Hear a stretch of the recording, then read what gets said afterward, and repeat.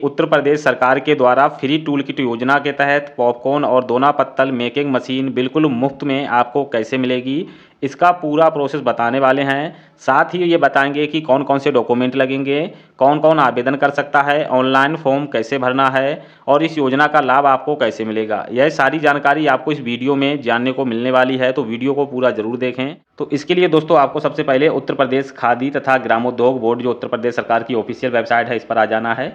इस वेबसाइट का लिंक आपको इसी वीडियो के डिस्क्रिप्शन में मिल जाएगा। इस पर आने के बाद आपके सामने कुछ इस तरह से इसका जो होम पेज है देखने को मिल जाएगा। यहाँ पर आपको बहुत सारे ऑप्शंस मिल जाते हैं। यहाँ पर आपको एक ऑप्शन मिल जाता है ऑनलाइन सेवाएं का, इसी पर आपको क्लिक करना है। आप जैसे इस पर क्लिक करेंगे तो यहाँ पर आपको एक ऑप्शन मिल जाता है टूल किट आवंटन हेतु ऑनलाइन पंजीकरण, इसी पर आपको क्लिक कर देना है। अब यहाँ पर आपके सामने टूल किट आवंटन हेतु ऑनलाइन पंजीकरण इस तरह से जो इंटरफेस है देखने को मिल जाएगा। उत्तर प्रदेश खादी एंड ग्राम उद्योग बोर्ड, ठीक है। यहाँ पर आपको बहुत सारे ऑप्शन मिल जाते हैं आवेदक पंजीकरण का। तो यहाँ पर आप देखेंगे आवेदक के लिए यहाँ पर ऑनलाइन आवेदन करने के लिए यहाँ क्लिक करें, लॉगिन करने के लिए यहाँ क्लिक करें, आवेदन की स्थिति चेक करना चाहते हैं तो यहाँ से आप क्लिक कर सकते हैं। यहाँ से आप कुछ इसके जो निर्देश हैं वो देख सकते हैं। तो अगर हम यहाँ पर जो पंजीकरण करना चाहते हैं तो आप इनमें से किसी भी ऑप्शन पर क्लिक करेंगे। इसके बाद आपके सामने टूल किट आवंटन हेतु ऑनलाइन पंजीकरण का जो पंजीकरण फॉर्म है वो इस तरह से देखने को मिल जाएगा। यहाँ पर आपको सबसे पहले ऑप्शन मिलता है टूल किट का। यहाँ पर आप जैसे ही क्लिक करेंगे तो यहाँ पर आपको फर्स्ट में ही ऑप्शन देखने को मिलेगा दोना पत्तल मशीन, पॉपकॉर्न मशीन, सोलर चरखा, हनी बॉक्स, इस तरह से देखने को मिल जाएंगे। तो हम इसमें से जिसके लिए भी अप्लाई करना चाहते हैं वो कर सकते हैं। अगर आप पॉपकॉर्न के लिए करना चाहते हैं उसके लिए कर सकते हैं, अगर दोना पत्तल मशीन लेना चाहते हैं तो इसके लिए आप यहाँ पर टिक करेंगे, ठीक है। आप जैसे ही इस पर सिलेक्ट करेंगे, अब यहाँ से आपको सबसे पहले अपना जिला सिलेक्ट कर लेना है। यहाँ पर आपको जो आवेदक का नाम है वो आपको आधार कार्ड के अनुसार ही रखना है, जैसा आधार में है सेम वैसा ही यहाँ पे आपको फिल करना है। इसके बाद पिता और पति का जो नाम है वो यहाँ पर आपको फिल करना है। यहाँ पर आपको जन्मतिथि फिल कर लेनी है। इसके बाद शैक्षिक योग्यता क्या है आपकी, साक्षर नहीं है, साक्षर हैं, हाई स्कूल, उच्चतर माध्यमिक, स्नातक जो भी है वो अपने अकॉर्डिंग यहाँ से आपको सिलेक्ट कर लेना है। अब इस यहाँ पर आपको अपना जो स्थायी पता है वो दर्ज कर देना है। इसके बाद यहाँ पर एक ऑप्शन दिया है क्या स्थायी पता और वर्तमान पता एक ही है। अगर स्थायी पता और वर्तमान पता एक ही है तो यहाँ पर आपको क्लिक कर देना है। तो आपको जो वर्तमान पता है यहाँ पे फिल नहीं करना होगा। जैसे आप स्थायी पता फिल करेंगे यहाँ पर टिक करेंगे तो यहाँ पर ऑटोमेटिक जो एड्रेस है आपका फिल हो जाएगा।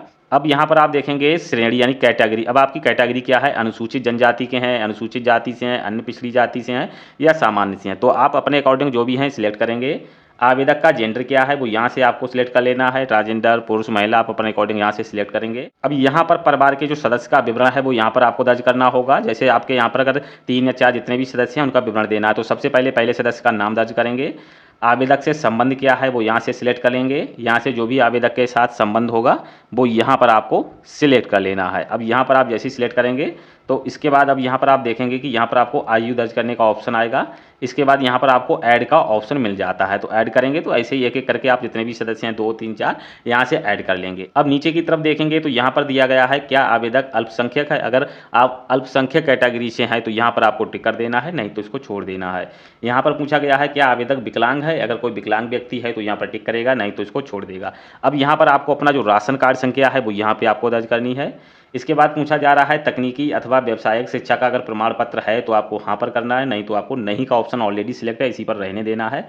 इसके बाद पूछा जा रहा है उपकरण संचालन का अनुभव अगर है तो आपको यस करना है, नहीं है तो आपको नहीं पर रहने देना है। अब पूछा जा रहा है कि परिवार में किसी सदस्य को विभाग से टूल किट उपकरण प्राप्त हुआ है। अगर पहले किसी विभाग से अगर कोई टूल किट उपकरण पहले से प्राप्त हुआ है तो आपको हाँ पर क्लिक करना है, नहीं तो आपको नहीं का ऑप्शन ऑलरेडी सिलेक्ट है इसी पर रहने देना है। अब यहाँ पर आपको अपना जो मोबाइल नंबर है वो दर्ज कर लेना है। मोबाइल नंबर दर्ज करने के बाद अपलोड रिक्वायर्ड डॉक्यूमेंट। अब यहाँ पर कुछ डॉक्यूमेंट आपको अपलोड करने होते हैं, जैसे कि एजुकेशन सर्टिफिकेट। यहाँ पर आपको जो भी आपका सर्टिफिकेट है वो यहाँ पे अपलोड करेंगे। इसके बाद नीचे की तरफ आपको जो कास्ट सर्टिफिकेट है वो अपलोड करना है। अब यहाँ पर आपको जो राशन कार्ड है वो अपलोड कर देना है, ठीक है। तो यहाँ पर आपको ये 3 जो डॉक्यूमेंट हैं अपलोड करने होते हैं। इसके बाद आप नीचे की तरफ आएंगे तो यहाँ पर आवेदक की जो फोटो है वो आपको अपलोड कर देनी है। अब यहाँ पर जो कंसेंट है इस पर आपको टिक करना है कि यहाँ पर जो भी जानकारी दी गई है वो सभी सही जानकारी है। इसके लिए यहाँ पर जो डिक्लेरेशन होता है इस पर जो कंसेंट है इस पर आपको टिक करना है। अब नीचे की तरफ आएंगे तो जो कैप्चा कोड दिया है यहाँ पर आपको फिल करना है। इसके बाद आप जैसे ही रजिस्टर वाले ऑप्शन पर क्लिक करेंगे यहाँ से आपका जो रजिस्ट्रेशन है वो कंप्लीट हो जाएगा। अब जैसे ही आपका रजिस्ट्रेशन कंप्लीट हो जाएगा यहाँ से आपका जो प्रिंट है आपको निकाल लेना है। प्रिंट निकालने के बाद जो भी प्रिंट है उसकी एक कॉपी, साथ ही जाति प्रमाण पत्र की एक कॉपी, आधार कार्ड की एक कॉपी, मूल्यवास प्रमाण पत्र की एक कॉपी, अगर आपके पास शैक्षिक योग्यता है तो उसकी एक कॉपी, साथ ही यहाँ पर आपका एक फ़ोटो, राशन कार्ड, इन सभी कॉपी को एक साथ अटैच करके जिला उद्योग कार्यालय पे जमा करा देने हैं। डॉक्यूमेंट वेरीफाई होने के बाद अगर आप पात्र होते हैं तो कुछ दिनों के बाद आपके लिए जो भी जो टूल किट होती है, जो भी मशीन होती है, ये वितरण कर दी जाती है। यहाँ पर दोस्तों आपको ध्यान रखना है ऑनलाइन करते समय यहाँ पर ये इसकी जो वेबसाइट है ये काफ़ी ज़्यादा इसका जो सर्वर है बिजी रहता है। इसकी वजह से आपको डॉक्यूमेंट अपलोड करने में या रजिस्ट्रेशन करने में प्रॉब्लम आ सकती है। इसलिए आपको ध्यान रखना है कि इसको कई बार ट्राई करना है अगर आपको एक बार आवेदन नहीं हो पा रहा है। तो आई होप ये वीडियो आपके लिए बहुत ही हेल्पफुल रहा होगा। अगर वीडियो हेल्पफुल लगा हो तो वीडियो को लाइक, शेयर और चैनल को सब्सक्राइब जरूर कर लेना, जिससे इसी तरह की और भी हेल्पफुल वीडियो के नोटिफिकेशन सबसे पहले आपको मिलते रहे।